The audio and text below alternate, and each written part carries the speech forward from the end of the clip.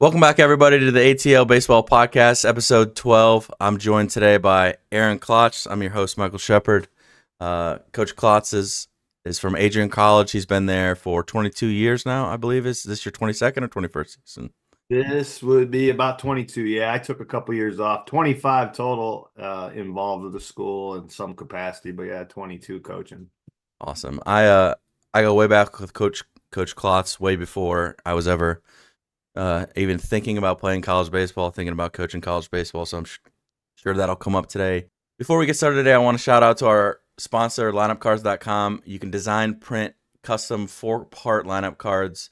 You can do 11 by 16 dugout cards for baseball or softball. It's easy. Visit lineupcards.com, submit your team info and logo, and they'll even print your roster on the card if you want. Don't worry, they'll get you an email proof and review before everything is printed, and they'll mail it out to you. We've been working with those guys for quite some time now, and they do great work. So check them out, lineupcards.com. Klotzy, after 7 tries of the intro, you still awake over there? Shap, I would expect nothing less, my man. Nothing less. Thanks for having me, man. This is pretty cool. You have a habit of like one of those guys where I won't see you for a year, 2 years, and then I see you, it's like we're best friends back all over again. And I think that's super interesting to have someone on the podcast like that, because obviously, been in the game forever, you know a ton of people, but you're just a great storyteller. I think you do a good job of just like you said, BSing, but just telling stories. You walk into a room and you demand attention with your aura, right? Like you walk in and it's like you're the most important guy in the room, and I think it's partly because of your vibe, your energy. I know that sounds all cliche and buzzwords and stuff, but I love it. So I thought having you on today would be fun. Selfishly, I think getting to spend some quality time with you and back and forth and all that would be good for the podcast. It'd be good for me. I enjoy talking to you. So why don't you, for all the millions of listeners out there, just go ahead and give me a little intro on yourself, where you came from, what you're doing now, and how you got there. Well, first of all, thanks for having me. Appreciate the intro. I've never done I've never done a lot without enthusiasm, so I enjoy people. So enjoy spending some time with you today. Basically, born and raised in Jackson, Michigan. Parents were from Ohio. My dad got a teaching job in Jackson. Big Buckeyes, OH baby. Um, Went to Adrian College. Played football and baseball. Got a teaching degree. Substitute taught for about 2 months. And then the athletic director at Adrian College, Henry Mensing, and Coach Rainey, who I still coach with today, asked me if I wanted to come back and coach. I was the equipment manager. I was a defensive back coach, and I was the assistant baseball coach. I was substitute teaching during the day. I was reffing basketball at night, and when I could, I was coaching. And I thought I had the greatest job in the world. Fast forward, I got a full-time gig there, became the defensive coordinator there for a long time. I was obviously assistant head baseball coach, which I still am able to carry on. I left Adrian College full-time in 2008 and essentially took a job after a couple months of doing something else with Astro Turf. Been in the turf business full time as my big job. The national baseball director for the company since in the business since today to from 2008. With that, I've had the ability with my schedule and baseball. It's not like you're Xing and Oing and doing plays 24/7. So I've been able to coach and continue to coach at Adrian College, where like I said, I'm in my 22nd, 23rd, somewhere around there. I've been there since 1999 in some capacity, and it took a year off because I was actually named like full-time football staff, and our new president, Dr. Docking, didn't want us doing 2 sports, and then we figured that out, and here we are. So long-winded, No, lot of knives in the drawer, but here you go. I like to say a lot of tools in the toolbox, but yeah, knives in the drawer, that works too. It feels like you've done a lot of stuff other than sell Cutco knives. That's right. That's right. No, never knocking on any doors selling that. So I didn't know that you originally came on as a DB coach and baseball. Did you play football? You didn't play football in college, right? Just baseball? Yeah, so kind of a humble brag. I want to play two sports at Adrian. I tried quitting football like 2 weeks in, called my dad. There was no cell phone, so we got back to the dorm room and I called my dad and I'm like, look, man, I'm like the fifth defensive back. Um, I'm lonely. I want to come home. I don't even know where I'm at. I'm in Adrian, Michigan. It's only 45 miles from my house, but I felt like I was in California.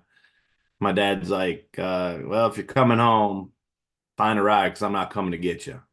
Um, 2 weeks later, first game, I'm somehow on the field playing. So I played a lot of football. I actually was an All-American football player.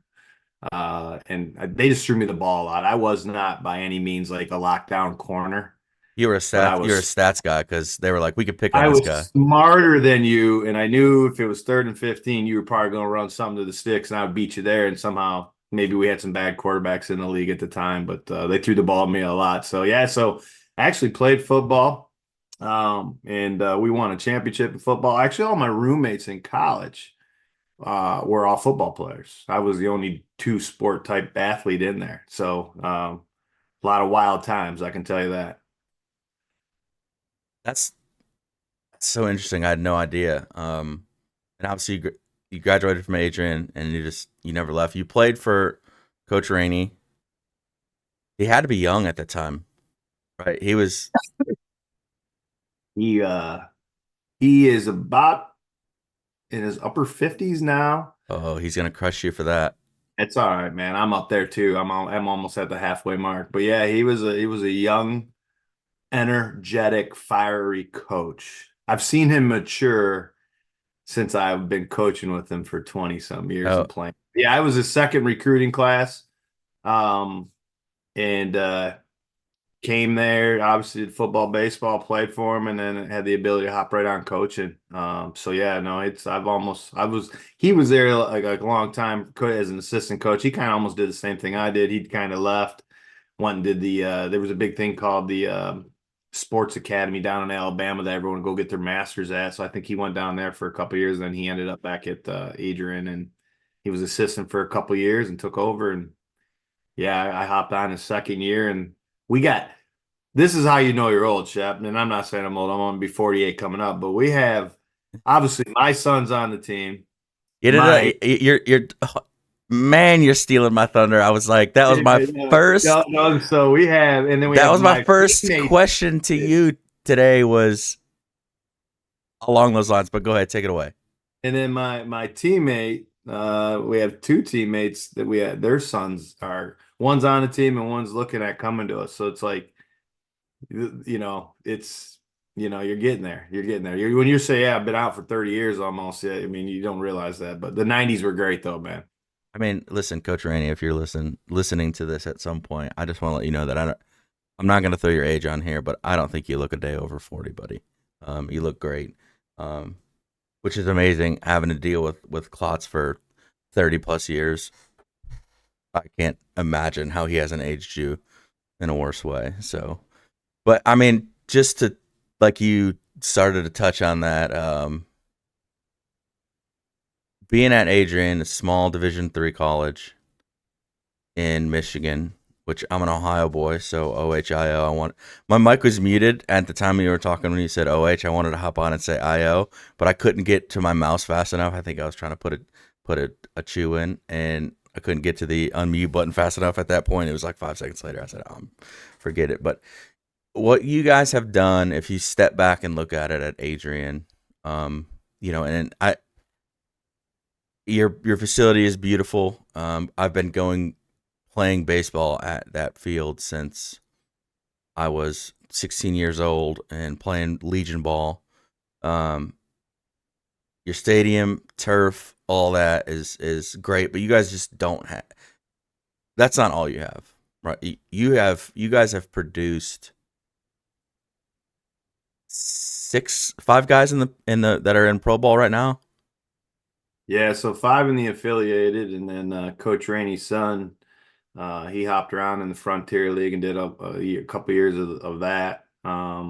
We've had a yeah, but we've right now over the last 6, 7 years, I guess it keeps getting older and older. But there's five of those guys that are affiliated, three in AAA, one hit the big leagues, Yeah.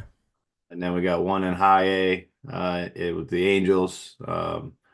And then we have one that's a free agent right now. We actually have two that are free agents, but yeah, they're all still involved in the game, correct? Just because I played against them or coached against them, is Mo still with the team? Yeah, so at the ABCA, we saw Joe Cruzel. Joe is the old Toledo, University of Toledo head coach, and he's the field coordinator for the Angels. And so he stopped by.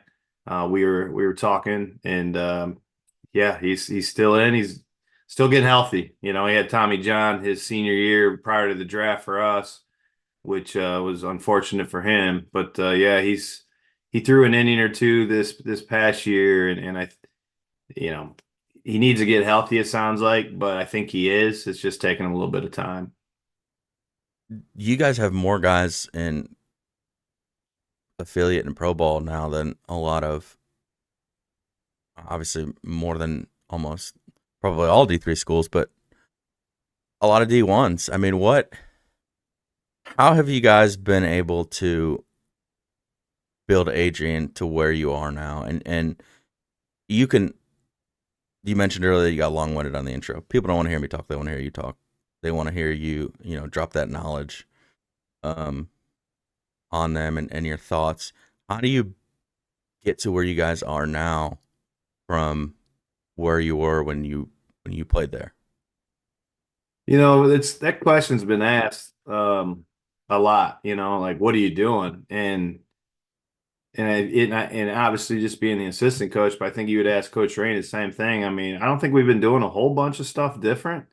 We've been trying to, those, I don't have to do a whole lot of the recruiting as a part-time guy. I come in and help out, but Coach Rainey and all our assistants that have come and gone, guys that are down there in Piedmont, the Hayden Craigs, the Luke Harrises, the guys that are all before, I could go on and on. If you look at Jordan Stamp, he's at Campbell now. We've had some really good assistants, and Coach Rainey, they've tried to recruit the best players that we possibly can. And it's not there's so many people like, and and whether it's Division 2 or Division 3, you go to talk to coaches and they're like, yeah, I don't know if he's a Division 3 guy. Like, what is a Division 3 guy? I don't think we've ever had that mindset. We're like, hey, come to Adrian, play for, a great program, play in probably some of the best facilities in the country. Come see campus. Like that's the hidden, I was helping out with some recruits the other day, and when people come across the street on our campus and they see the baseball field in the summertime, everyone comes up and they're like, oh, it's amazing.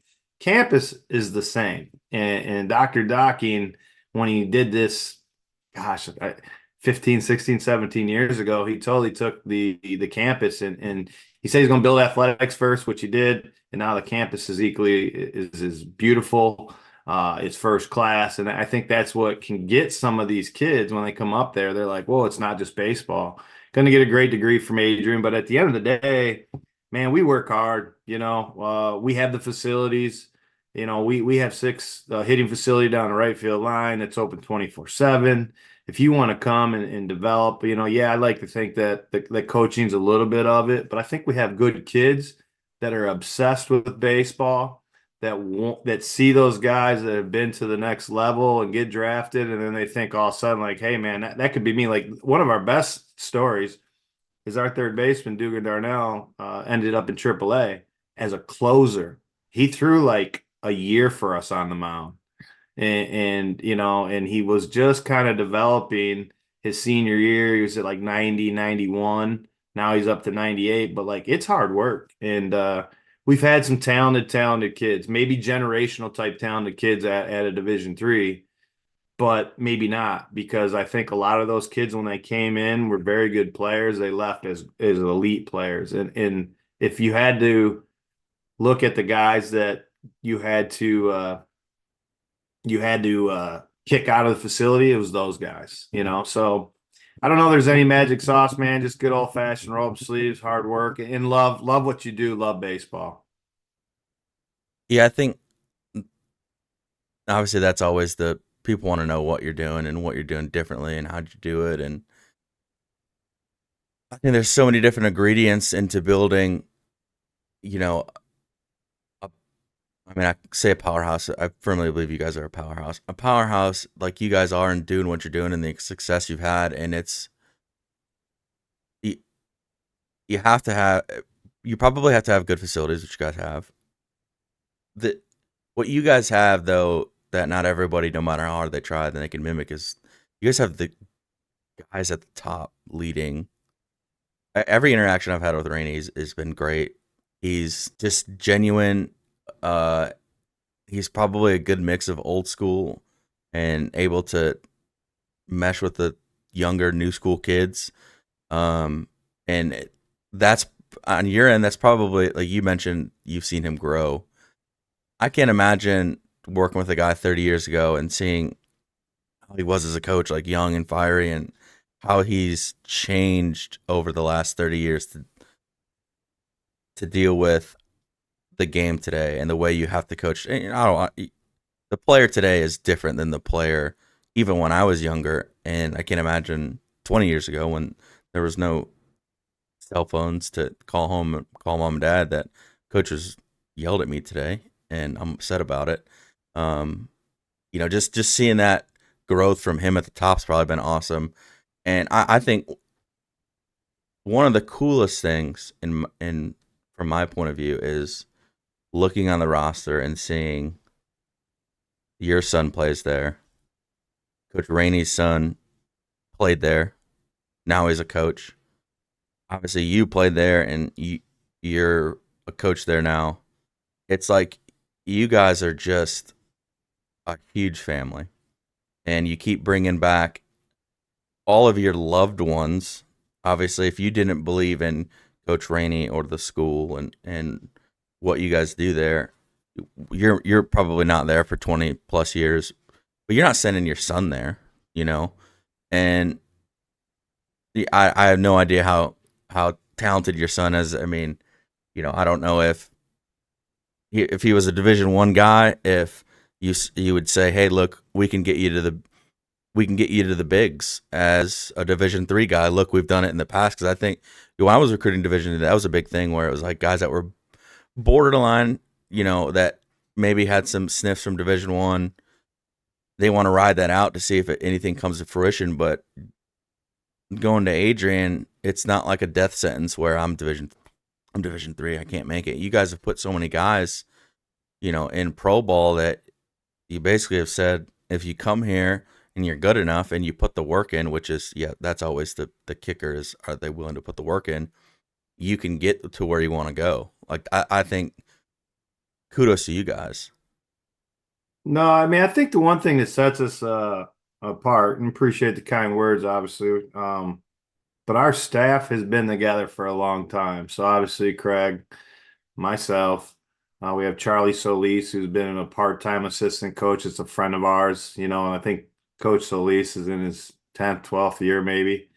Tyson Harrington, who played with me, guy that's in business. He comes back and kind of is our director of baseball operations and works with our pitchers. And then Coach Rainey's son, Gunnar Rainey's come back as our full-time assistant. And he does an excellent job of player development, recruiting. He's the younger guy now, right? You got to have that mix. You got the old guys at the top, you got the younger 27-year-old guy down there. And then you got some of our other guys that help out. And we've had a mix of great assistants, but I do think that is impressive that we've all remained together. I do think from a Division 3 standpoint, and maybe even a Division 2 or 1, like obviously Division 1 has regulations on their assistant coaches and how many they can have. Like we have 5 dudes there all the time, all the time. And when you're talking about Division 3 rosters, you're talking about player development. Like you just don't have two coaches. I mean, you've been to probably some places that have two coaches. Like you got like the full-time guy and the assistant guy, and it's like Yeah, holy hell, from travel to meals to practice to this to that. Like we have a lot of guys that are there, and yeah, we're part time, but a lot of us would say we're full time during the season. We get there and we get around the program, and we're there 24/7 as much as we can. We're all traveling together. We're doing all that. So, yeah, it is family, man. It is. I mean, like Yeah, like I would love to go coach in professional. Not going to happen in my situation. My wife, we got the kids, my son's there. I'm not going anywhere. Coach Rainey, not going anywhere. He's the AD now, full-time AD, managing over 50 sports. Oh my, Um, he's a full you time know, AD. That's not crazy. not going anywhere, right? Our other assistants not going anywhere. And in this day and age, and we'll talk about later some other stuff that I do, man. Like everyone's looking for that next opportunity. Like we're here, we're established, we're winning, uh, and we don't take that for granted. And but I think a lot of it has to do like, hey, we have obviously we all love Adrian College. We all went to Adrian College. We're all involved in Adrian College, and we believe what we're selling. I mean, my job is to sell synthetic turf, and we can talk about that later. But like, if you don't believe in what you're doing, like, how are you going to recruit kids? Selling and recruiting is the same thing, and you got to sell. You got to sell a big ticket item. Division 3 private education is not cheap. No, Division 2 private education is not cheap. Education in general in America right now, not cheap. And there's people talking about like, do I go to school? Do I go JUCO? Come to Adrian. We have no money. You have to pay, but you're gonna win, but you're gonna love it. I mean, it's a tough sell, and we've been able to do it pretty good. And I'm speaking for all private schools in general. You know how it is. 100%. I mean, yeah, Oglethorpe's Division 3 private, and you're right. You're selling yourself, you're selling the program, you're selling the education, and like you said, they've got to pay, and it's not cheap. And I when I'm, the recruiting coordinator at ATL, so when I'm trying to guide our guys or help them when they, I always tell our guys like, I'll help you as much as I can with whatever I can do, but I'm not going to come beat down your door to try to get you somewhere.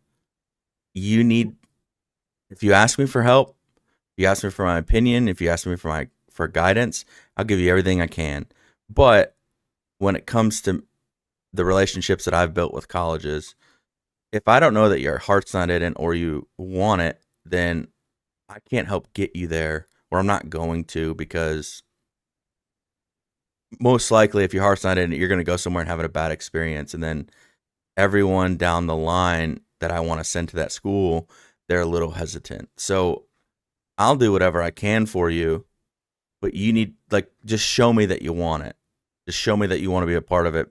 And I tell the guys, if you have a chance to go play college baseball, take it.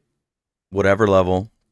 If it's a fit academically, financially, and all that, it'll be the best 4 years of your life. You'll meet all of your, like, everyone has their high school friends that they think are going to be their best friends for the rest of their life, right? But when you go to college and you meet your friends there, those are really your friends. Those are the guys that you spend all your time with.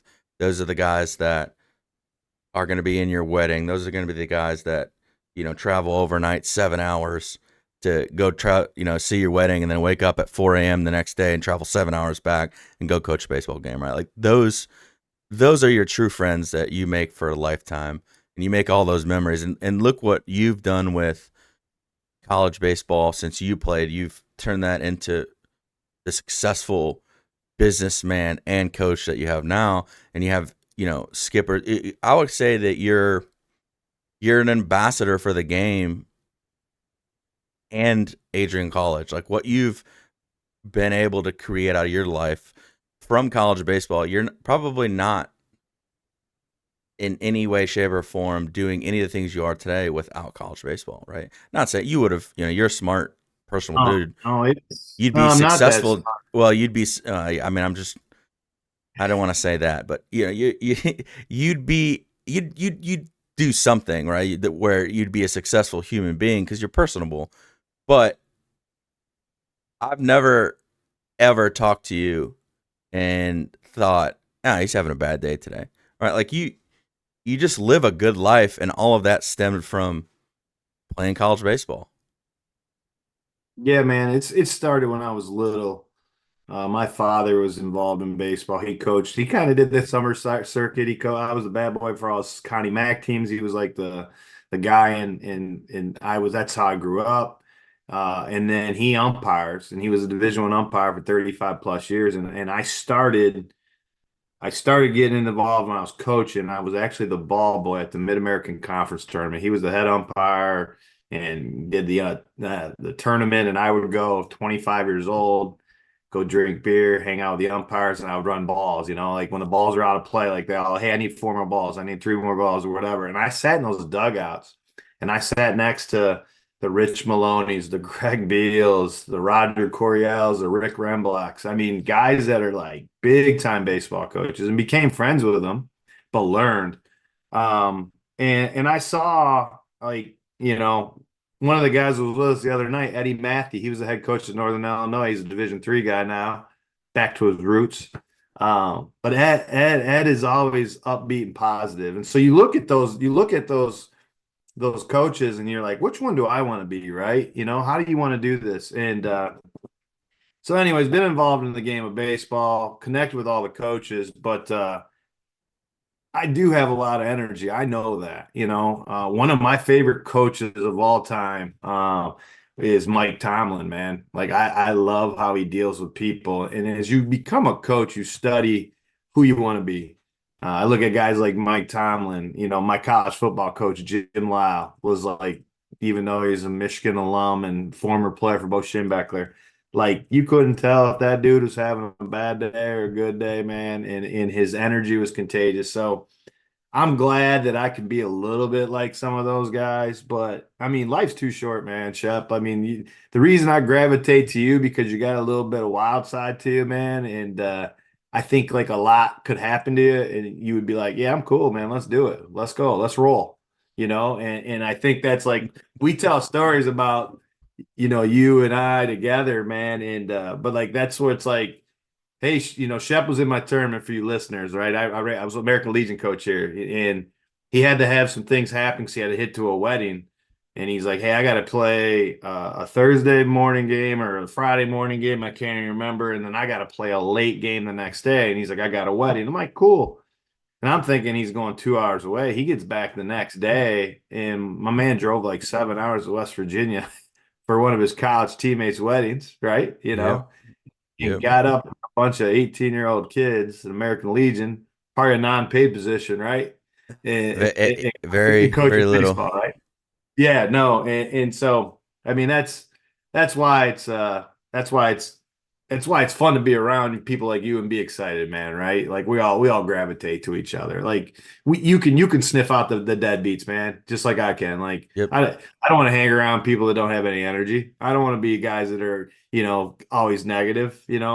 Yeah, do I complain about some stuff? 100%. We all do in certain ways. I may come home to my wife and be like, man, I'm feeling terrible. What a day. But like, I know how I reflect on the team, my job, doing a presentation. If I don't have knowledge, if I don't have confidence, who the hell's going to believe in you, man? And if you're a coach and you don't have those things, like you might be in the wrong profession, right? In my opinion. And I don't know it all.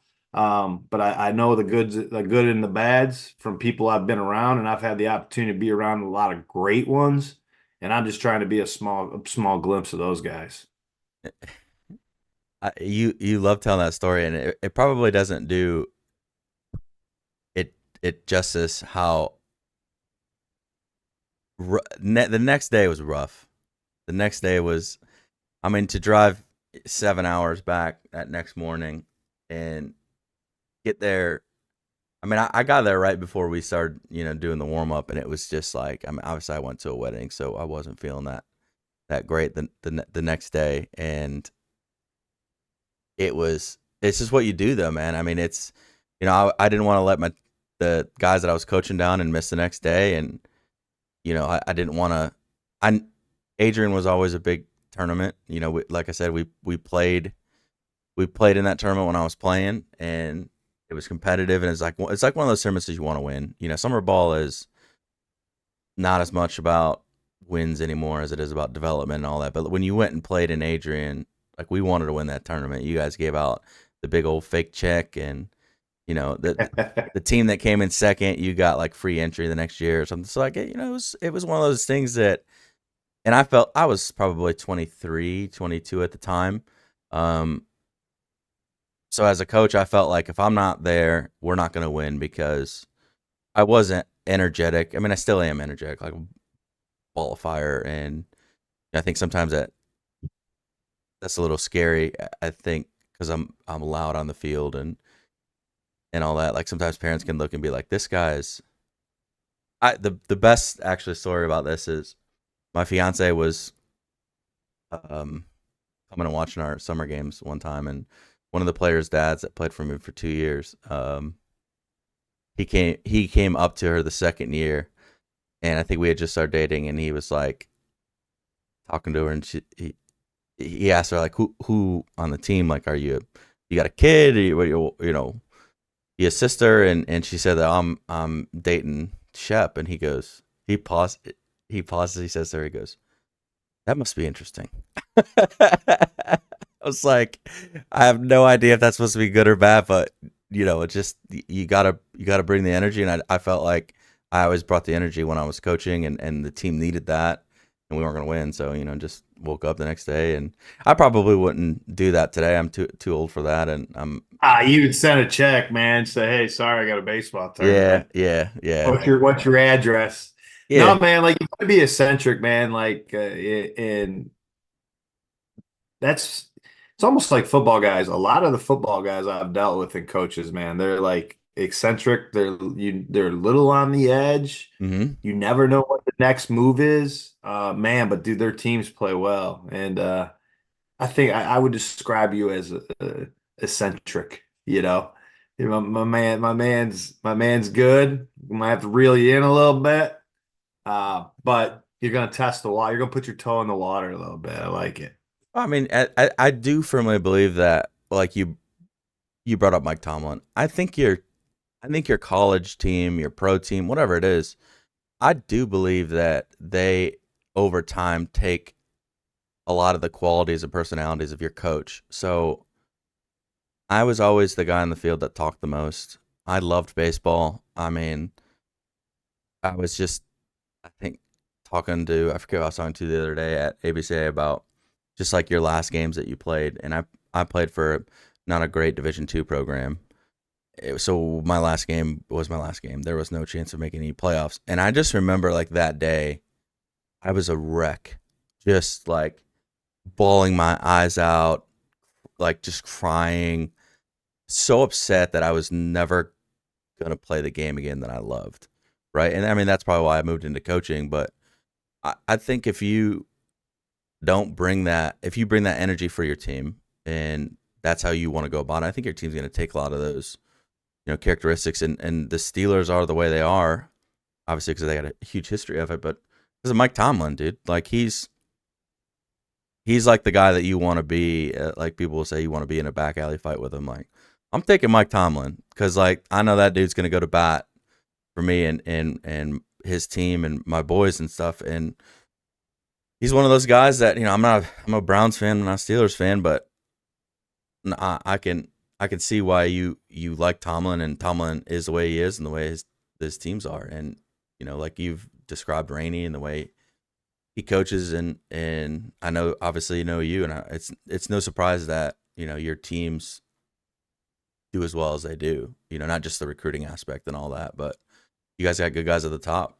So Well, I think Tomlin's a leader of men. In my opinion. Maybe he's not a great football coach. I don't know. I mean, obviously he has to be. He has never had a losing season since he's been there, right? But when you hear people talk like him, um, you're like, man, I'd play for that guy. And so I've always believed that too. There's some coaches out there, man. They might be the best. They might know more baseball, than anybody, right? But if they're not great leaders, or they can't get their message across, that's tough. So I think when you talk about our program and talk about what we do, man, what you see here is who we are in the field. I mean, honestly, too, I am in the dugout. I probably might be the loosest guy we have in the dugout, one would say. I Uh, don't doubt that or disagree with that at all. no, I mean, a lot of his stuff doesn't. I mean, some guys get so, and not saying our staff does, but like it's baseball, man. There's gonna be some crazy ass stuff that happen, right? And if you try to coach it like football, your teams aren't gonna maintain the energy and the intensity. And so, you know, we do some things and we have some fun in the dugout. And I think our guys would ask you and tell you, like, man, like my job on game day is not trying to make you like the best player in the world from a, technical standpoint. Billy, get this, dude. My job to try to make you relax and play. And if they see me acting like I'm acting, like it's another game. Now, Skipper might say like, yeah, man, we gotta do a little bit different. But I think that's the good mix of a staff, the good mix of all of our staff. You have the head guy, you have the assistant guy, you got the younger guy, you got the two part-time guys. If everyone's kind of uptight and the same, I mean, that's how your team's gonna play. And I'll be honest, we played some teams that we see some people like that, and it's you can see it, right? You're a reflection of your team. You're a reflection of your coach, I guess, as a team. And so let's say, man, everything you describe and what you are, I mean, that's what we're trying to be, trying to be just dudes playing a game of baseball and hanging out with 18 to 22-year-old kids, man. I mean, at the end of the day, our clock all runs out sometime, right, man? Yep. And that is all. That's a lot of people. That's your release. You want to win, you want to coach, you want to develop, you want to have fun. If you're not having fun, man, you can't do it anymore, right? Can't do it. It's got to be fun. And It's I think you see some coaches at the end of the day, like in the college football world right now, Nick Saban, like I think he has fun, but I don't know if the fun's in it anymore like it used to be. And that's what it's got to be. it's almost like it's a chore. It's a chore now. Like and I'm don't want to peg Nick Saban in a negative light, but and Nick Saban actually came up on this podcast with a coach the other day. I think Coach Smith from Utah Valley. We talked about expectations. When he first gets there, they were like 10-47 the year before he got there. There's no expectations. He has above 500 season. He's the greatest coach in the world. But at some point, Nick Saban, if he doesn't reach the college playoffs, it's a fail. And if you just take a step back and you look and say, we got to the college playoffs, maybe we lost first round, that's a damn good season. Then College it, football's tough, man. it's so hard, and I think he's no longer. The stress of that is like ridiculous. Like you can't enjoy the little things, and like you mentioned, you're not trying to make the kids the best technical player on game day. I have this conversation so many times with players where it's when you get to game day, we can't worry about what our swing is that day. Can't worry about how hard we're throwing that day. This is what I've got today. I have to figure out how to compete. Yeah, maybe I got a mechanical flaw. Like maybe I started tipping my barrel or drop my hands or whatever, or opening too soon. I can't fix that in the middle of an at bat because if I try to, I've lost. How can I figure out how to compete every single pitch with what I've got today? And just having that perspective, I think helps you guys do what you've done, because you do see in the other dugout teams that are miserable or coaches that are like so uptight.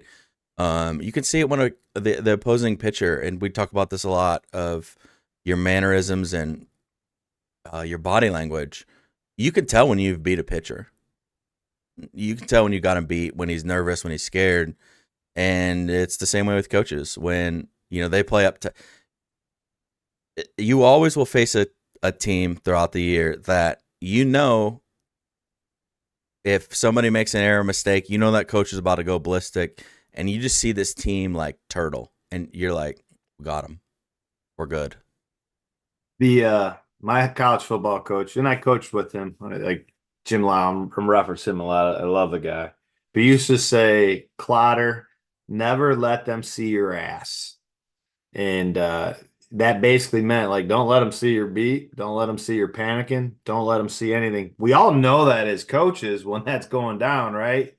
Like you've been in the dugout long enough. You've been in, you're like, man, this ain't gonna go so good. All of a sudden we got bases loaded, nobody out. These kids not throwing strike. This guy's not warmed up in the bullpen. Like, man, but you just you said body language. I like to call it professional demeanor, man. Like act like a professional. And that's one of the cool things about some of the guys that we've had that have gone and played professional baseball, the Ryan Durrells, Tommy and Dugan, like their professional demeanor is really cool.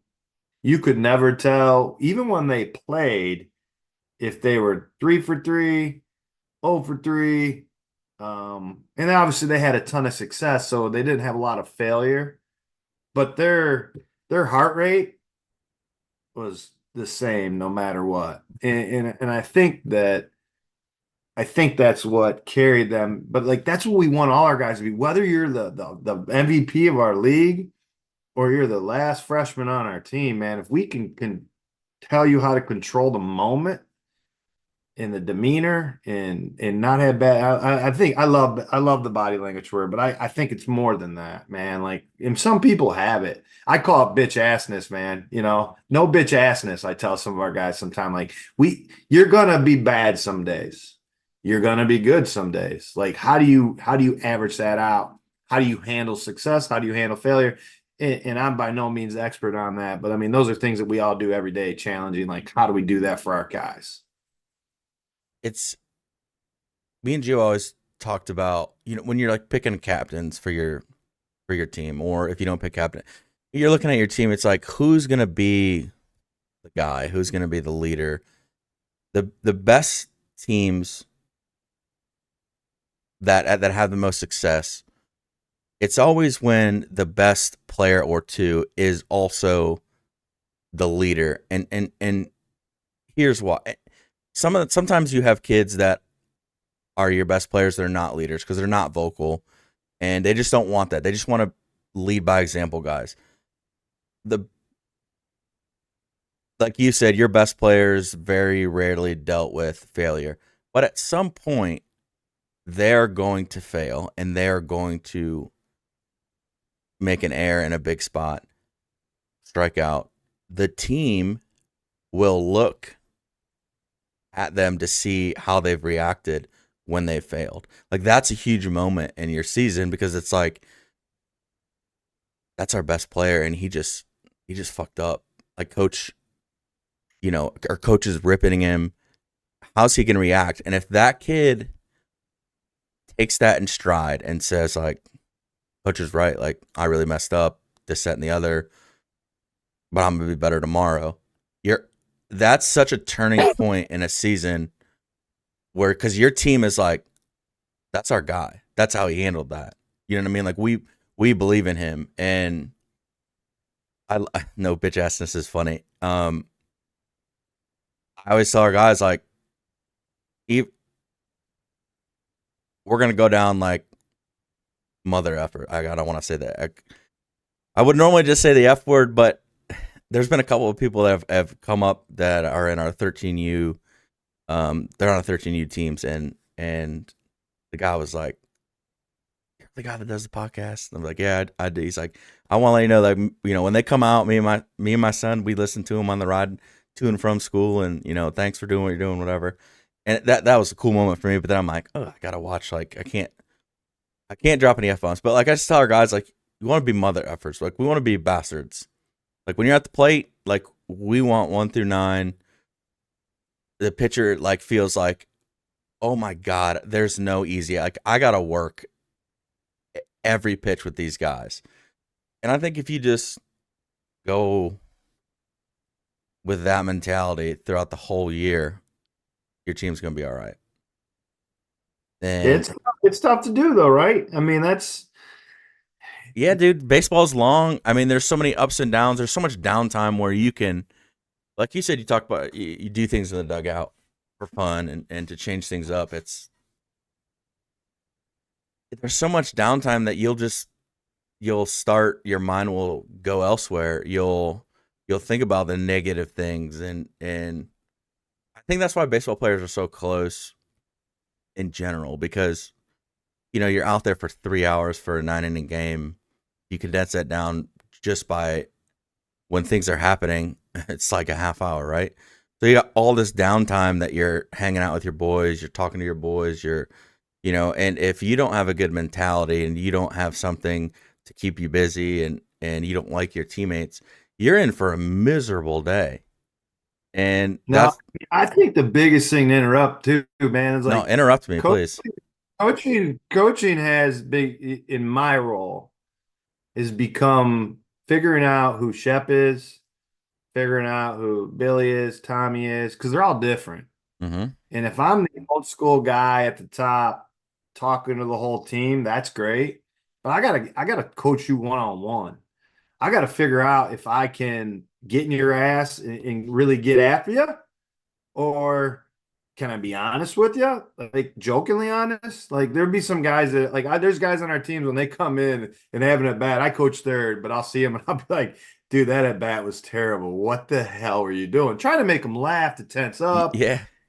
Some guys I can't do that to because they won't take it the right way, right? But there's other dudes that, so that's what coaching.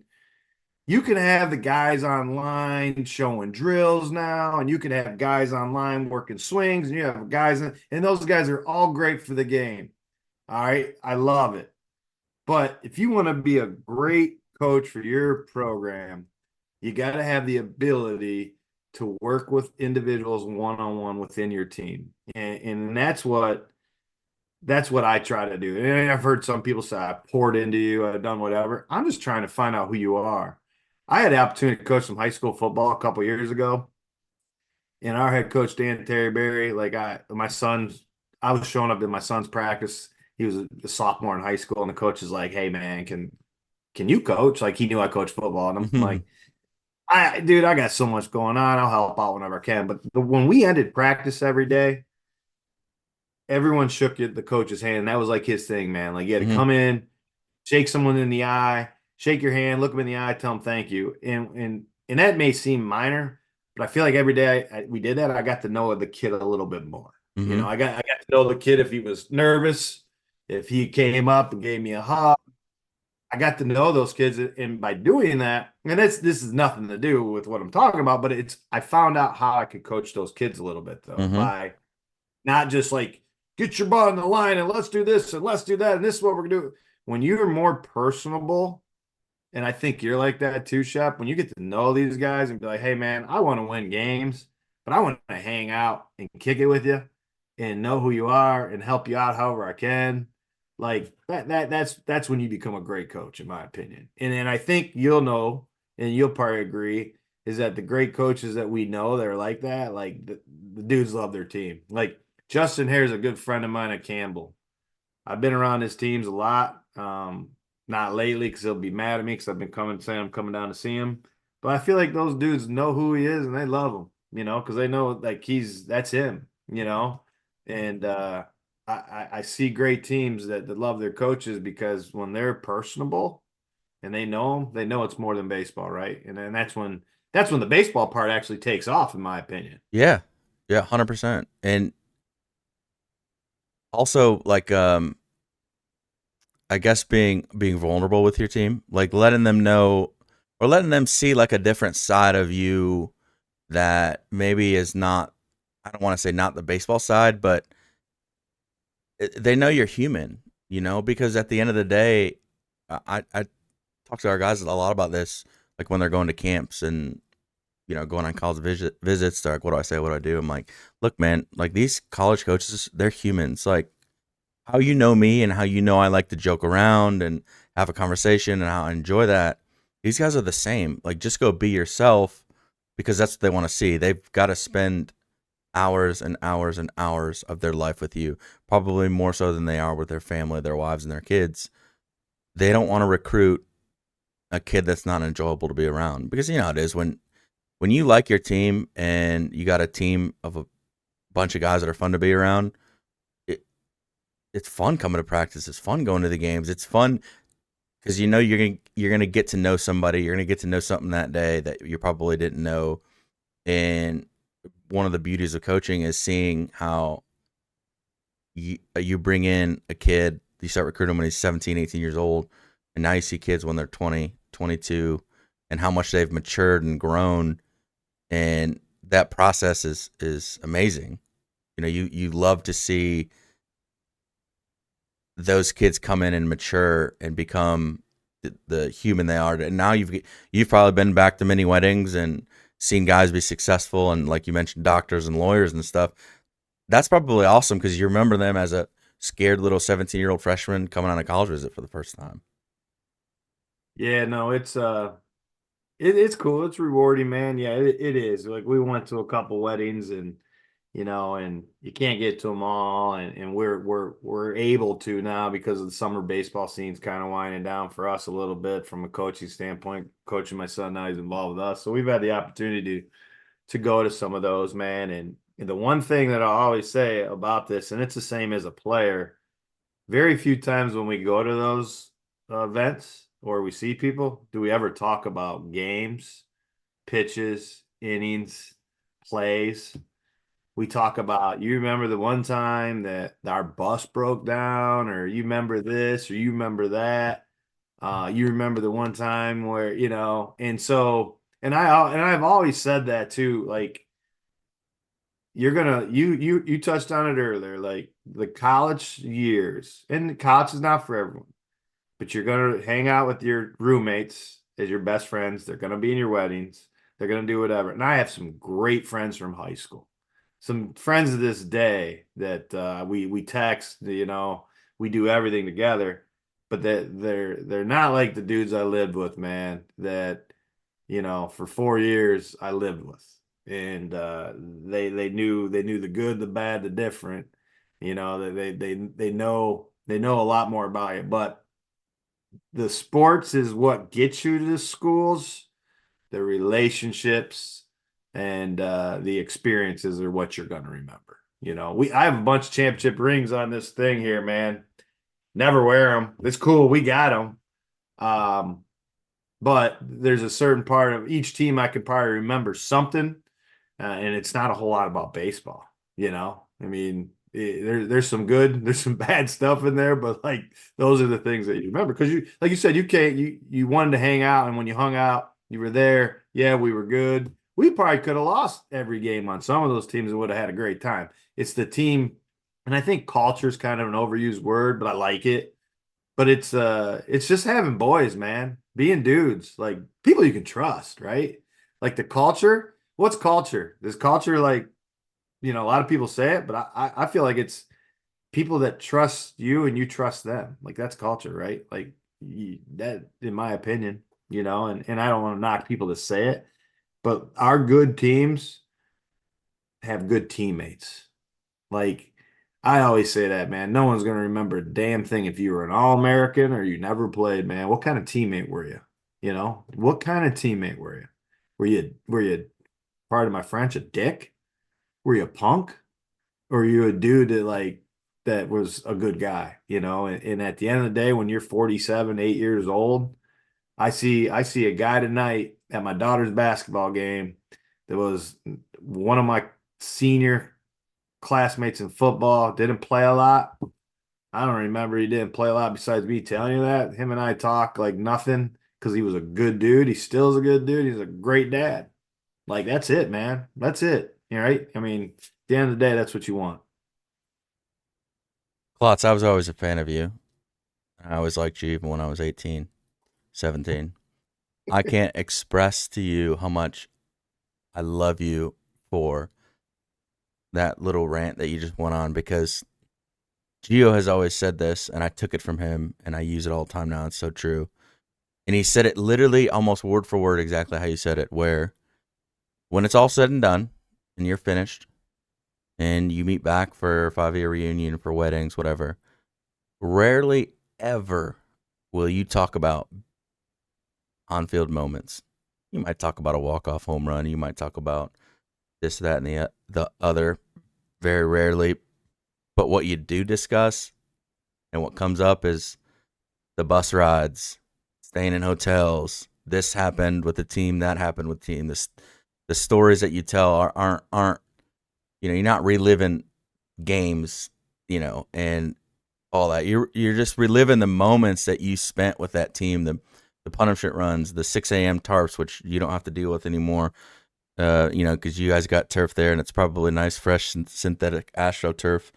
If you guys got any turfing needs out there and you listen to the podcast, check out Astro Turf. They do a great job over there.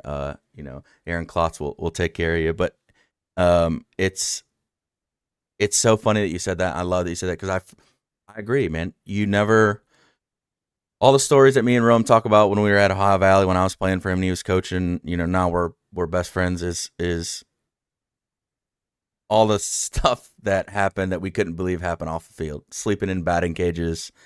Our bus literally our bus breaking down in Florida. We had no AC, and we had to on the drive back. We rented out 2 rooms. One was so our bus driver could sleep because he had to take an 8-hour break, and then the other one was so everyone on the team could take a shower because we played a night game. We left. Nobody showered because we didn't have a hotel. We already checked out, and our AC didn't work, and we stunk. So we rented. Like that's the story we love to tell, and until you go through it, until kids come back and they're like, "Yeah, coach, you were right about these are the things I remember." We talk about it, but it's tough to understand. But those are the reasons you play college baseball, and culture is a buzzword. And we've mentioned a ton of cliches on this podcast, and people always like, "Oh, all that's so cliche." But I've just started saying cliches are out there because they're true. Like if they weren't true, then they still wouldn't be out there. And it's so tough to define culture. I think every year your team redefines culture, whatever your culture is and what it's going to be. And you try to set some foundations as a coach that you want for your culture, but ultimately it's going to be your players that decide if they're buying in, if they're going to set it. You see some teams that they may actually like despise and hate their coach, and they all band together because they're so pissed off at their coach that they're going to play hard despite him, right? Or you got the guys that they're going to, like you mentioned, when they love their coach, like they're going to run through a brick wall for that guy because they believe in him, they love him.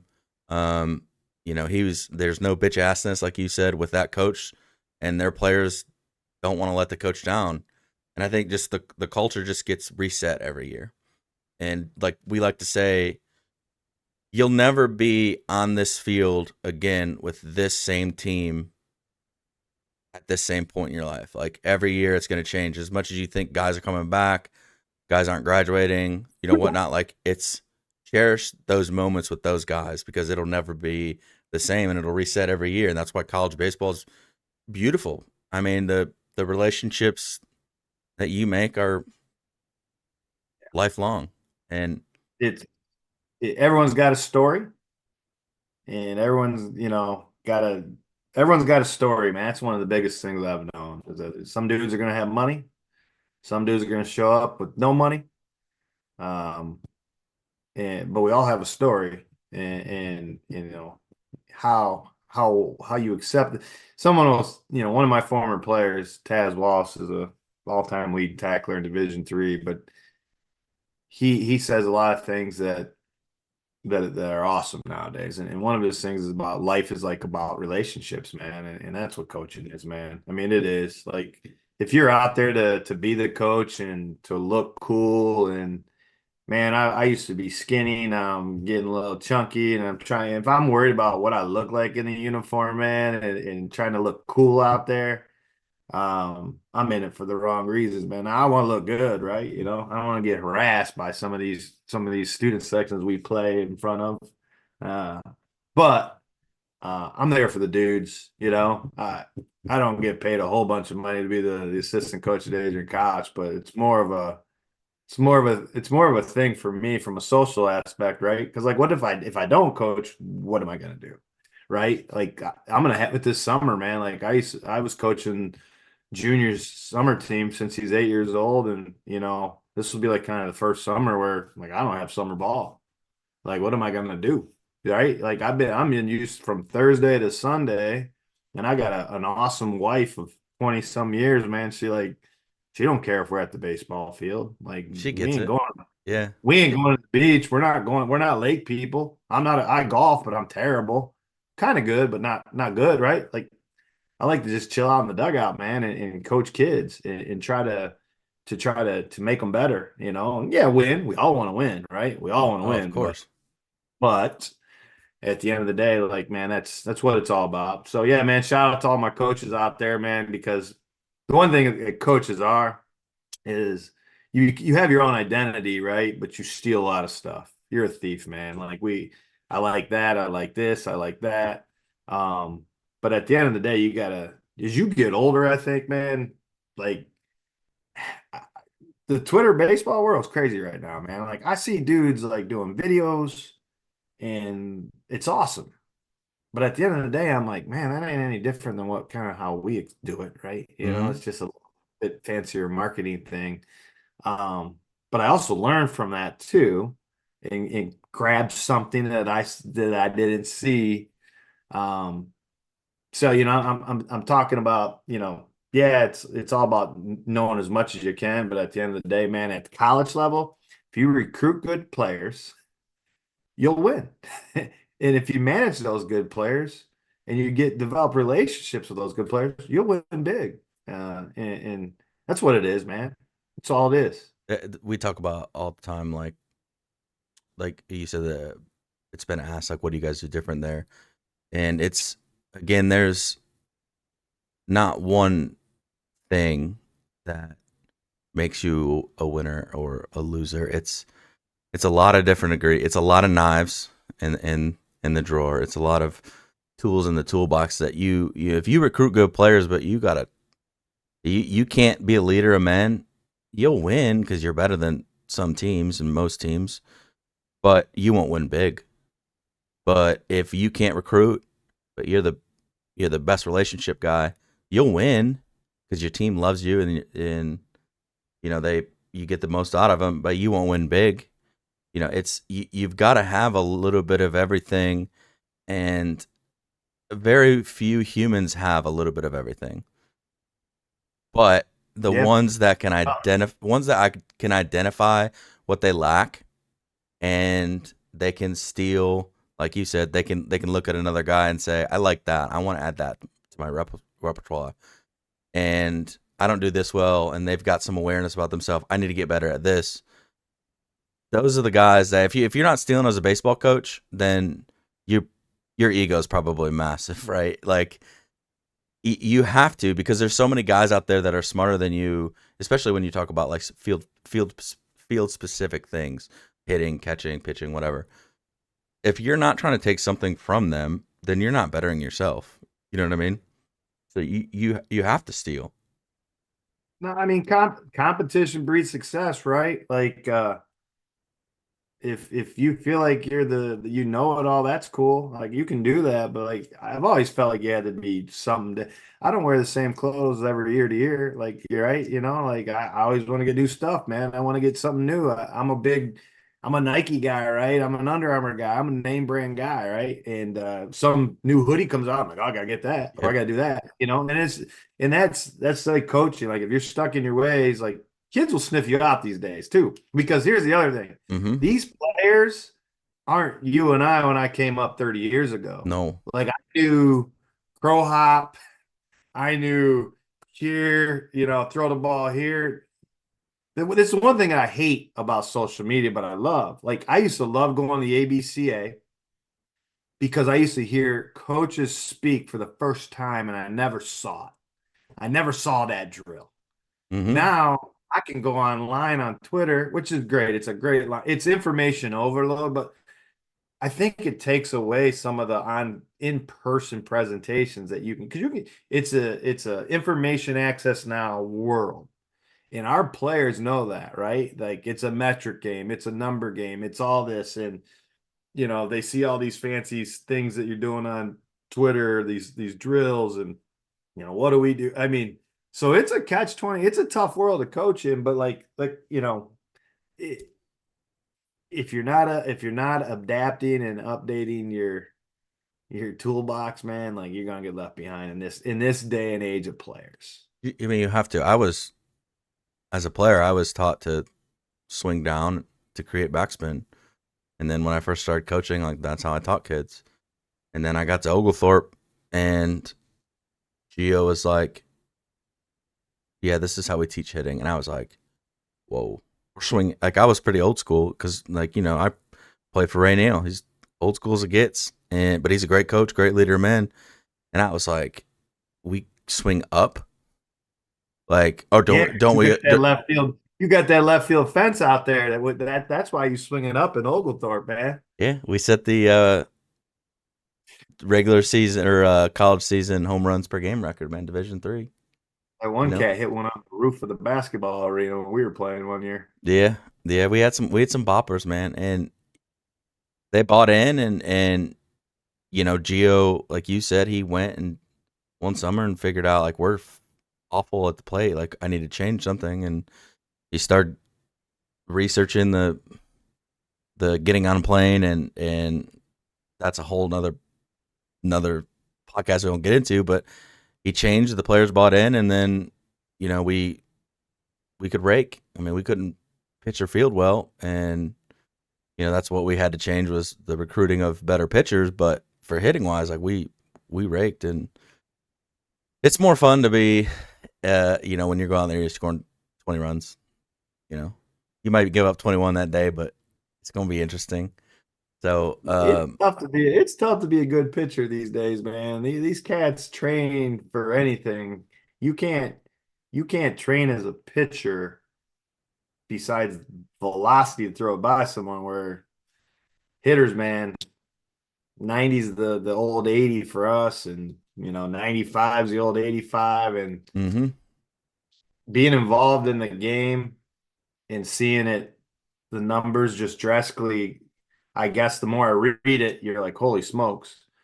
But when you're involved in it, you don't see it. You just like, yeah, a kid's throwing hard, a kid's throwing hard, kid throwing hard. I mean, like the last time we talked about numbers in, Division III when I played, like if the dude was throwing 86, 87 back in the day, like that was hard. We got a handful of guys throwing 90s now, yeah, and then I'm talking to some coaches at the ABCA and yeah, he's 93, 94, 95 and I'm like, wow, I can't wait to see it. But then when you see it, you're like, God, man, I think we've seen that already.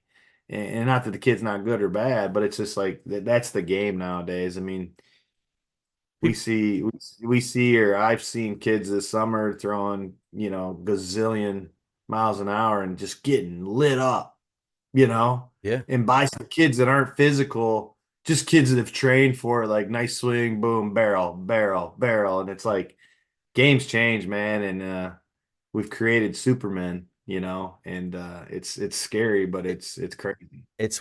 We're better. Obviously, baseball as a whole is better. I mean, one thing COVID did was you see so many Division III guys that are taking their fifth and sixth year that have already graduated school, but they're going and playing Division I for their fifth and sixth year. And like Kenny Littman from Denison, like we recruited him Oglethorpe. He was 82, 83. I thought we had a really good shot at him. And if, Kyle Linquist didn't pop on the scene, I think we would have got him. But he is going to be Maryland's weekend starter this year. And he went and pitched at Denison for 2, 3, 4 years, graduated from there. Got his Threw against us, man. He was good, and yeah, yeah, and Mike Deegan and Rome and the boys down there, they get good dudes too, man. they're some of the best. Obviously, I've known Rome since he was coaching. He coached me at Ohio Valley, and we got 2 guys over at Denison now, and I tried to send a few more. But like for me, I want to get our kids to the right fit. I think that's more important than anything, and I want to know that if our guy is not the 4-hole cleanup hitter and he's not hitting 400, is he going to be treated the same and taken care of and loved as a human as the same as that 50th freshman on the bench. You know what I mean? And when you send guys, obviously we don't have anybody at Adrian, but if someone said, hey, Adrian College in Michigan, like, I don't know where that's at, like, you know anything about him, it'd be a no brainer. Like, yes, like I'd send guys there in a heartbeat. Denison's the same way. I always call up Wofford for if a kid is got the talent level for Division 1. Like, Wofford's one of my first calls because that staff and what they've done there and how that I know that I can have confidence and sleep well at night knowing our guys at Wofford, and he's going to be developed on and off the field as a human. And like you mentioned earlier about being a good teammate, that's everything, man. I mean, if you're not a good teammate, you can be the best baseball player in the world. People hate playing with you. They hate coaching you. I can remember just playing high school ball with a guy who's very, very good. He went and played pro ball. He's a head coach at a Division 1 school now. Not my favorite. Not my favorite. And maybe he's changed, but all I know is I think back about how he treated me when I was a year younger and our team went to state. They were like ridiculously good, and I was one of the 2 juniors that started for the team that year. And he treated me like I was the worst player on the field. I probably was, but and that stuck with me forever. And that's all I got, so he could have changed, but you go back and you remember how guys were, and you are always setting an example or you're always making an impression on somebody. So, when you get a chance to be a good teammate, be a bad teammate, take that high road, be a good teammate, or just and be yourself. Like you said, guys nowadays will they'll see through that, man. Like, I am fiery, but guys know I wear my emotions on my sleeve. So guys know what they're gonna get with me, and they know what the expectations are. And my summer team from this past year will tell you, like, I never once yelled at them for any type of error or strikeout, anything, any of that. When I do yell at them is when they show up late, when our attitude sucks, like things you can control. I always tell them I got one rule, and if you follow this rule, then we'll be fine. Control what you can control, right? You control your attitude, you control your effort, you control how you respond to things. We'll be fine. I mean, we went out and made plenty of errors, and we sucked some games that I walked off and said, like, I'm not upset with how we played today, guys. And then we've won games before where I'm like, we were trash. Like we approached it terrible. So you seem like you love you're a baseball guy. You love everything about it. You love the interactions, the coaches. Skippers Dugout. You started Skippers Dugout in 2011. Yeah, When about then. when what gave you the idea to do this?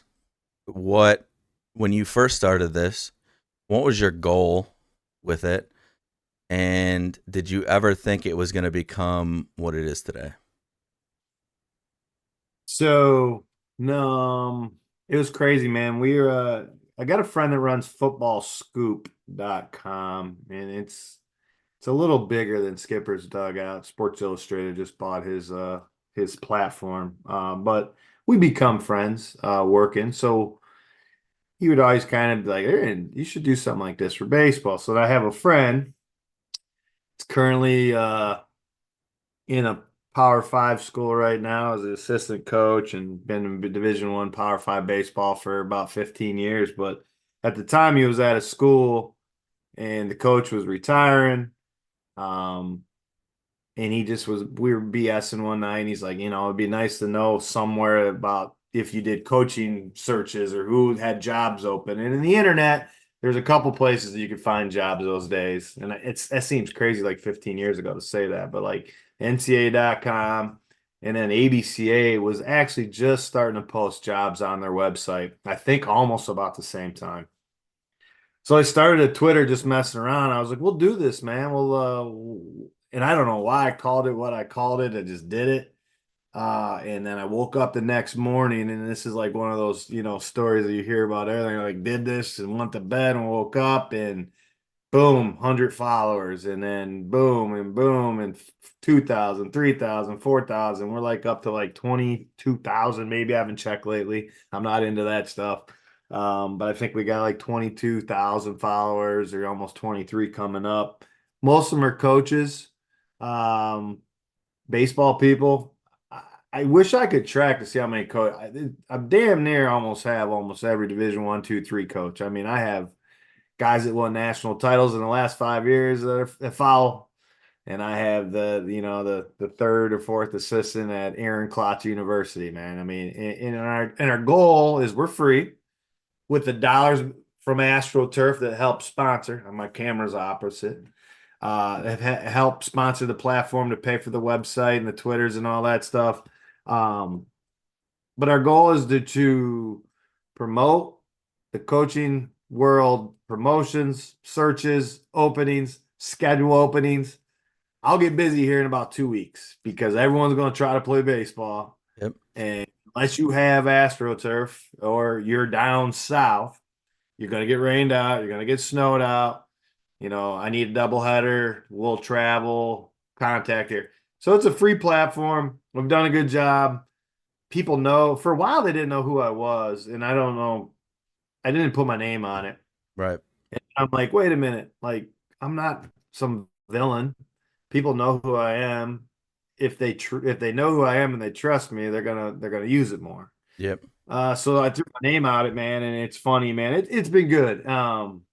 It's been fun. It's been free. The coolest thing about it is like 5 or 6 years ago, I was at the ABCA. I had some coaches come up to me that I knew from there, didn't know them personally, and they're like, "Skip."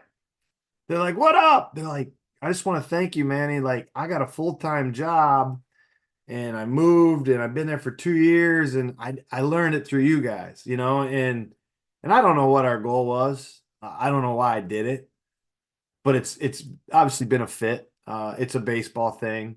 And it's just something cool, man, that we can help coaches and whatever. And this is, it is, man. I mean, you've been in the game. I mean, some of these guys are out there coaching making $5,000 and that's the only gig they're doing and they're hustling and they're living with three other guys and it is they're trying to make a break and trying to get in the door and they're trying to do whatever and where they're at right now is the most important thing that they have going, and I think that's cool, man, because it's tough.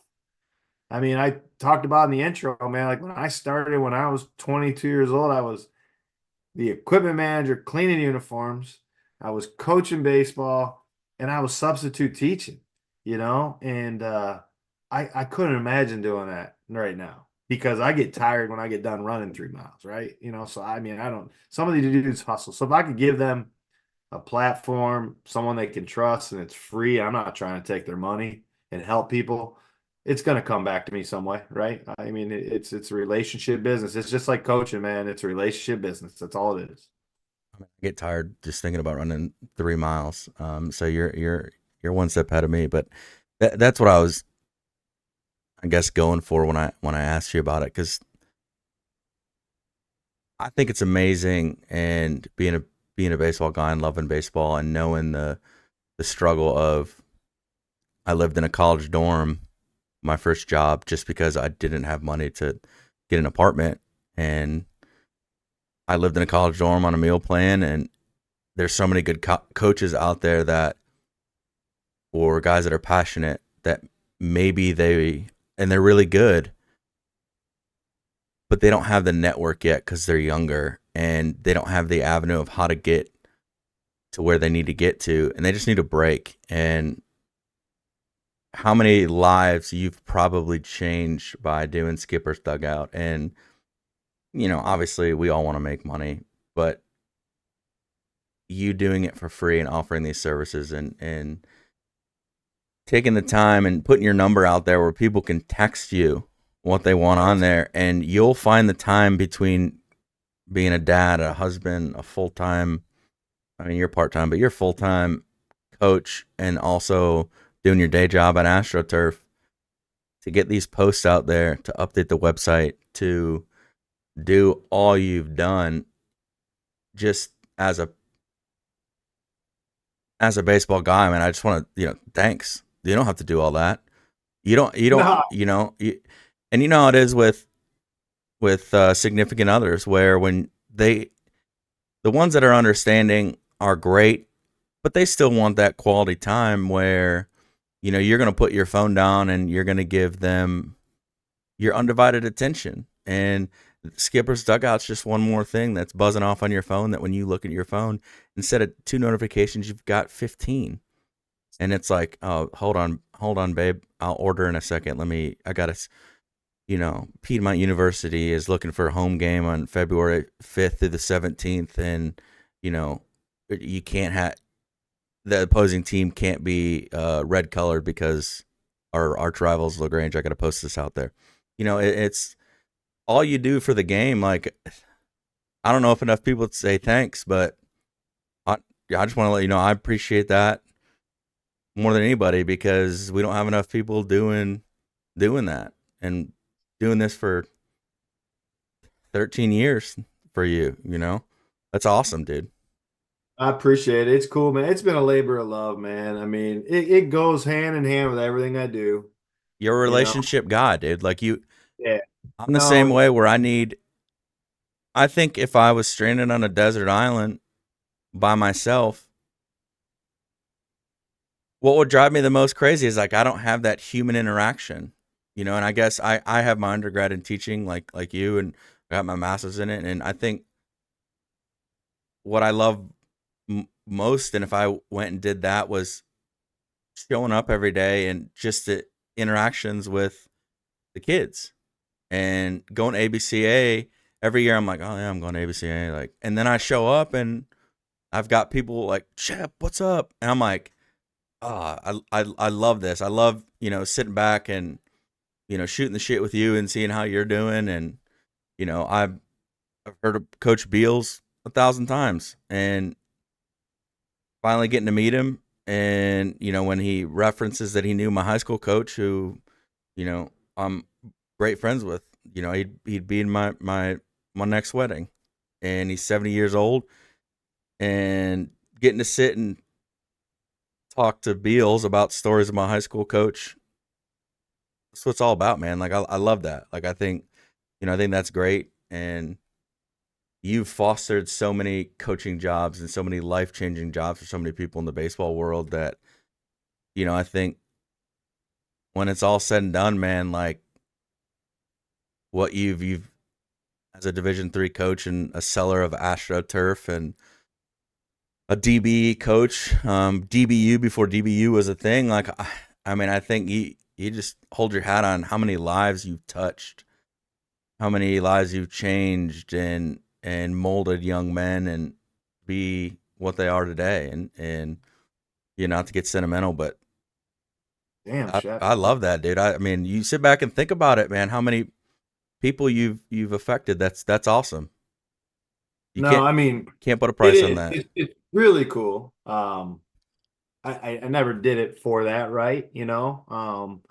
Like you said, man, like I love hanging out with people. Like my job is I travel a lot for Astro Turf, but I'm home. But I find out when I'm home, I'm bored, right? Hmm. And when I go on the road, and whether I'm meeting with the Toronto Blue Jays or Vanderbilt down there or Adrian College, like just kicking with people, man, like that's it. And there's a joke inside AstroTurf, like, yeah, you know everybody. Like, yeah, I do. I know a lot of people, but I've had a respectful father who did a great job that I listened to, and he knew a lot of people. And then I had to earn people's trust because we all know like somebody, right? Yeah, I know him, but like, yeah, like you got to earn people's trust, and that's what I've tried to do. Um, and then obviously shaking hands and kissing babies, I can do it the best of them, man. Like, right? So Oh yeah. it's good. You got to know your strengths, right? You got to know your weaknesses too, right? But Hmm. I'm a little technology savvy. I could be a little dangerous on it. I'm at that median age where I know more than I probably should at my age with the tech side. Keeps you But young. that's what the world is right now, and you adapt or die. It's just like coaching, it's just like life. Hmm. If you're gonna be the dude that says, I can't figure this out, like your life's slowly gonna decline. I hate to say it, right? And so I've been lucky enough to do that. And it's cool, man. I enjoy it. I enjoy it. Like you say people, I put my number out there and people text me. I do, man. And it's like they'll be like, hey, could you post this? And so how this works is it's pretty quick with technology, right? But I do a lot of it at night. I do a lot of it during the day, whatever. But it's not a whole bunch of extra work, and it will get cooking. It's busy during the baseball season, um, but it's fun, and so look forward to it, man. But like I said, thankful that uh, I got a good family to support everything we do, man. I mean that, and then you got Astro Turf that helps out, but I mean it's for the coaches. I used to have a thing said coaches helping coaches. It is, man. It's cool, and I'm glad to be able to do it for the people. It's a little bit of a fraternity, right? Like most of us have had to go. I don't want to put a percentage on it, maybe 85. I've had to go through the first job right out of when you're done playing, when the game gives you up. You got to grind. You got to rub some pennies together. You're substitute teaching, you're delivering pizzas, you're, running camps, you're doing lessons with, anyone and everyone that you can just to make ends meet, waiting for that break, and we all go through that struggle. And I think part of that's why college baseball is so great. And you have so many friends that you make in it because that team of 30, 40, 50 guys goes through obviously not delivering pizzas together, but they go through those 6 a.m. workouts together. They go through so and so effed up again and skipped class and lied to coach about it. We got a punishment run and tarp pulls and the moments where the worst your 50th man on the roster does something amazing where he sets his PR and your whole team just loses their mind in the best way possible. And those what you know bring together a team and all the grind that coaches do. Like we all know what we're all going through, and I think that's why when you're genuine and you make the relationships with guys, and you build their trust, they're willing to do anything for you because they know what you're going through because they've been through the same thing. And like you said, you can sniff out the BS. You can sniff out the people that are, you know, in it because they can't do anything else. They're not willing to, do anything else well, right? They've just known baseball and they think they're going to be a baseball coach, and now it's, they're not very good at it because they don't really love it. But you sniff that out so easy, and you know, I again, I just can't thank you enough for what you do. And I've not got a job because of Skippers Dugout. I've not, I've any of that. It's not helped me in a way that it's helped a lot of other people. And I still can look back or, take a step back and appreciate all that. Cause I mean, it's, it's not a, I'm sure it's not a lot for you. Like you said, you know how to handle it. It's still it's another Yeah, thing pulling you in another way. yeah, it is. It is. The cool thing about it too, and we talking about coaching, this is it's for everyone, right? But everyone's chasing that college job, but there's some of the best coaches ever in high school baseball. Oh yeah. And and people don't get to know that because of college. But I mean, you're talking about, guys you played for, and guys around the world that are just so whether or not you've used it for high school or college, that's been the cool thing is, but yeah, when we're talking about people hustling and grinding, trying to help them, it's mainly the college guys that are dumb enough to do it, I guess, right? Or just kind of stupid enough to do it, knowing that it's the best thing in the world. But like, I can't imagine right now, like, hey man, I got a job for you. Roll on down here. I'm gonna give you 5 grand plus camps. Well, how much are camps?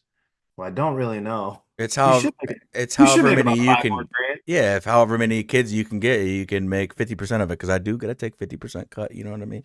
So Yeah. it's tough, man. It's tough and it's not easy, but it's rewarding. You have to be a different kind of human. If I've always said like you want to get into coaching or like teachers are just different humans and they're built different and they care about other humans on a different level because Not not everyone can do it. no, And you're right. You said teachers, and it struck a chord. My wife's a special ed teacher. those are a And different kind of people than just any other type of teachers. what she does, I could not do. Probably much like she couldn't do the baseball side. Like she loves to be home and be with our family. Like she probably couldn't do the 10-day road trips and this, that, and Hmm. whatever. And what she does is, well, so you're right, man. But at the end of the day, it all comes down to dealing with people and relationships, right? No, it is. I mean, it is. That's cliche, right? But it is. Like, hey, man, you and I saw each other 20 years ago, right? Maybe I don't know, whatever the hell it was. I mean, it was probably, And I'm then 30, I turned 34. It was probably 16, 17 years ago. I was 17 years yeah, old. So 17 years ago. then we BS'd and text back and forth, and then I didn't even know you were at Oglethorpe. Yeah. We rolled down to play Atlanta, and like the week before, I'm doing some pre-scouting, and I'm looking, and I'm like, Shep, this the Shep? Like you got to be kidding me! Yeah. And I remember you sent me a text. You're like, holy shit, you're at Oglethorpe? Is that really you? Is that really you? yeah, like dude from Ohio's down in Atlanta, Georgia. Like what in the hell is going on? But the relationship driven that we experienced earlier is, and then I see you. It's probably been about 4 years, and you pop up in Dallas. Well, I saw you like because you're famous now on the pod, right? So I saw you pop Millions up of listeners. on my feed. I've told you I was running on the treadmill one day watching Rome and you kick it on this pod. Loved it. Loved it. So you're doing an awesome thing. So I appreciate it. Yeah. It started out as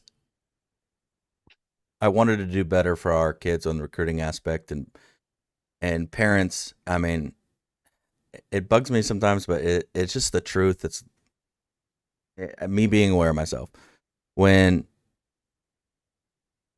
a college coach that's established, Division One high level guy comes in and says maybe the same thing that I've been saying for 2 years, it hits home to our parents a little bit different than old little 5'7", 200-pound Mikey Shep, who didn't play Division One, only played Division Two, drives around a Kia Soul, got a man bun.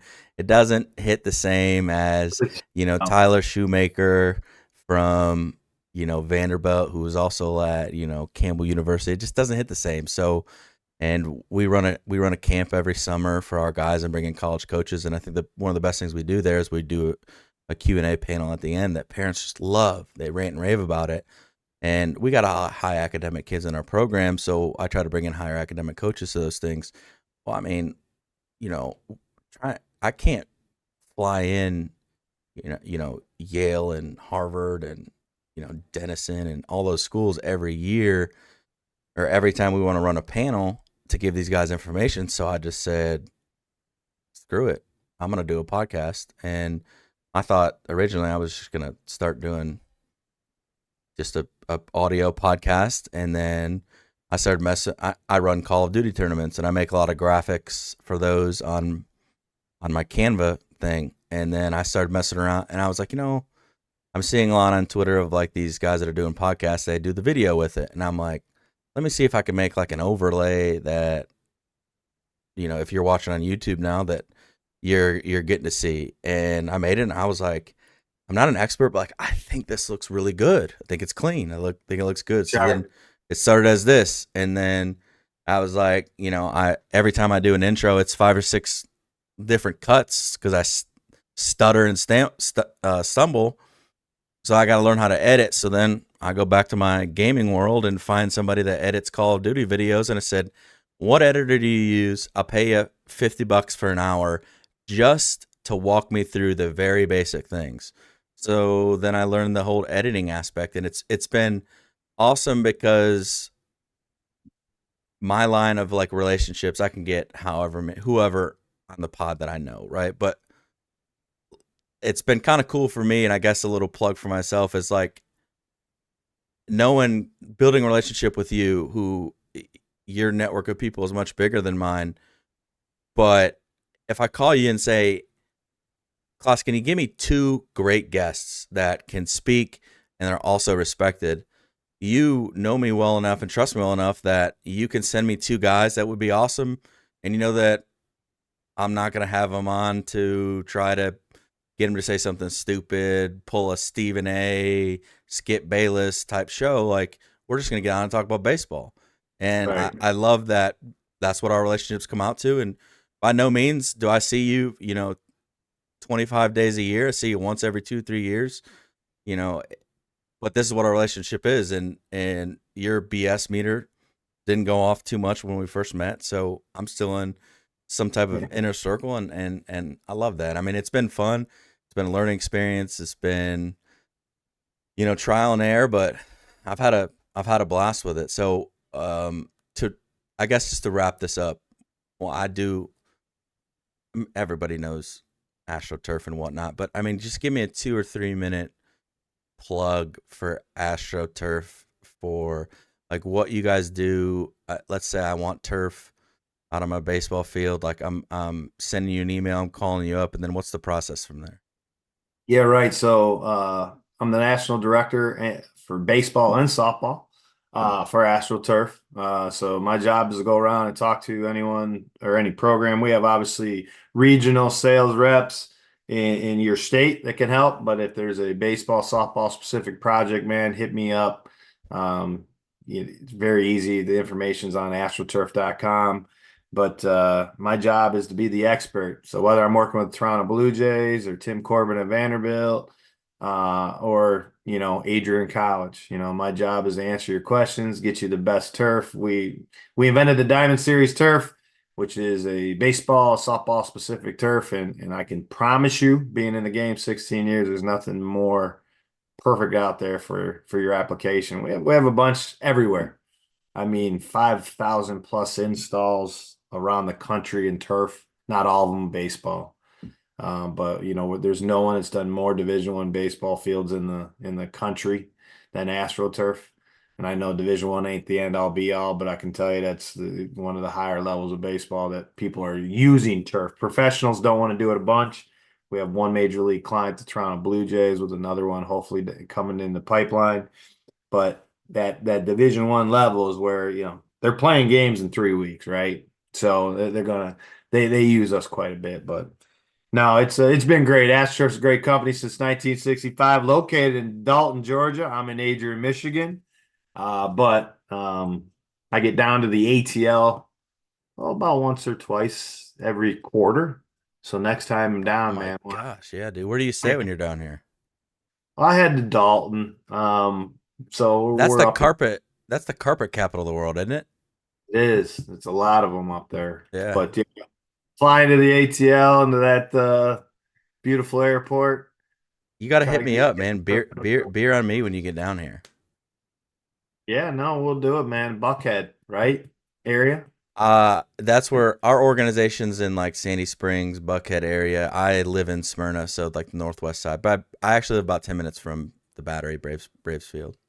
Turner, not Oh Turner, yeah, no, Truist. So Truist Park. yeah, hit me up if So you're staying in Atlanta. We'll grab some dinner yeah, or man. whatever. No, but yeah, it's awesome, man. Blessed to be able to have a job that still involves me in athletics, coaching, uh, coaching people on turf, recruiting people, selling people on turf. Yep. It's been awesome, man. It's a great brand, and it's like helping coach college baseball and doing this at the same time, man. Like I'm playing against It's people that bought our turf, man. Right? yeah. So It works well. uh, I mean, you really carved out like a life that goes right along with what your strengths are as a human being. I mean, and what you love to do, with the relationships that you need for coaching. You also, it's not like you're going and selling stocks, like you're selling AstroTurf or to sports people who you love to hang out with and be a part of their lives and all that. So I'll finish today real quick. We do a lightning round at the end. If you may have heard some of these questions before, but we like to do a little rundown, totally irrelevant. Just give me short, quick answers. I say that, and people always, and I don't hate this at all. I think it's fun. It's actually been one of my favorite parts. They always like to expand on things they say I talk a lot, but I'm to going to try to be quick. to justify their. And talk all you want, baby. Here we go. Is a hot dog a sandwich? No, Do you put pineapple on pizza? very rarely. Are you pro or anti shift? I'm all about the shift, man. If you don't want me to take away your stuff, then do something else. Like it's like if I could put 10 people on one side of the ball on the line of scrimmage for football, like why don't you run on the left? Like I don't know. I mean, figure it out. Yeah, yeah. In my opinion. Do you have any pregame superstitions? Not really, man. If we're winning, I might wear the same socks and not wash them. You know, I'll try to, but I've been wearing the stance socks lately, The and stance? yeah, like the big league guys wear them. I think that's Oh the yeah, closest thing I'm gonna be to the big leagues. But when they get stretched out, they don't reshape. So as you get older and a little bit fatter, man, you need that wash and that dryer to shrink them back up to make them yeah, fit right. yeah. Well, I don't dry anything on high heat anymore because getting older and fatter. So I actually want my clothes to stay stretched out. That way I don't have to buy new stuff. So I'm gonna ask this question, but I don't know if you have like a deep hatred for sunflower seeds now because you do Astro Turf. But what's your favorite sunflower seed flavor? Taco Bell, right? And is that what it is, right? The Taco Bell? I've never. You like that? Love them. Love them. So yeah, you're not supposed to spit them on the turf. We have cups. So we all look like we're chewing and spit in a cup in the dugout, but that's how we roll up at Adrian. Do your players hate that they can't just spit their season? Yes, but it's much like metal spikes on turf. People used to go, I'm wearing metal. And it's one of those things that over time, as people said you can't do it, no one even does it. Whether it's our place or somewhere else's place, you respect the game and you don't do it. You don't spit them on the turf. Are metal spikes that bad for turf? So we allow metal, but if you want to like our guys practice in molds, just because it's more like, look, I can wear metal. It's not going to kill it, but if you do it 100 times, it's going to be It, bad it's for going to you. shorten the lifespan by a couple years if you're Yeah. So Big Green Monster or Chicago Ivy. Chicago Ivy, man, love Wrigley Field. Go there once a summer. What's your favorite MLB ballpark? Is it Wrigley? It is, but PNC Park's very, very close to second. That's a beautiful place. The skyline, so small and feels homey. It's a cool atmosphere, man, and you get in the upper. I was in the upper deck in one of the bar restaurants at a corporate event, and I went behind home plate and took a night shot, man. Like it's cool up there. No statement has ever been more believable than Aaron Klotz at a corporate event in a bar. What's your No comment. who's your favorite baseball player? My favorite baseball player, golly, man. I don't know. I love the game. I've really never had to do. When I grew up, I was a Deion Sanders fan. I don't know if he was a baseball player or a football You like player. the human. I just like Deion, and I still like him today. Like I think like some of the stuff he does at Colorado is a little different now, but Deion is a guy that you gravitate to, whether you like him or hate him. Mm-hmm. I feel he's a leader of men. I mean, I really do. So you got any Colorado gear? I mean, did you buy any Prime gear? Any Colorado? Any Did buff now stuff? I do in the car for Christmas. I got the glasses. I got the blenders, God, dude. and they're yellow. And you might see me wearing them coaching third base somewhere this year. But it's tough for me. I got a funny shaped head, so the sunglasses and that hard hat that I got to wear at third base, like Yep. I got to have it down. So You like, got a longer, skinny face, so like I would guess the flax would look best on there, you. I got to figure it out. I see. I I don't. can't wear the flax because I got a fat old head, so they look so small. It's so small. I gotta wear something a little bit bigger. I try not to wear too many. Let's put it this way: playing baseball at Adrian Koch in the northern atmosphere, we don't see much sun. So sun, It's cloud. I mean, you guys playing a lot of regionals though, so wherever I you mean, wear this winter hat more than I will freaking other can thing. you wear that instead of the little hard hat at third base when they yell at you?